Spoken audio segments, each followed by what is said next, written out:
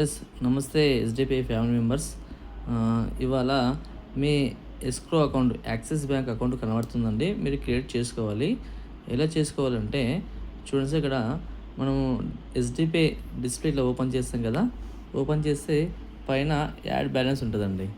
మీరు add balance touch చేస్తే first online payment ఉంటది. పక్కల మై ఎస్‌డిపిఐ అకౌంట్ అని ఉంటదండి ఇక్కడ రైట్ సైడ్. టచ్ చేస్తే ఇక్కడ క్రియేట్ ఎస్‌డిపిఐ అకౌంట్ అని కనబడుతుంది సార్.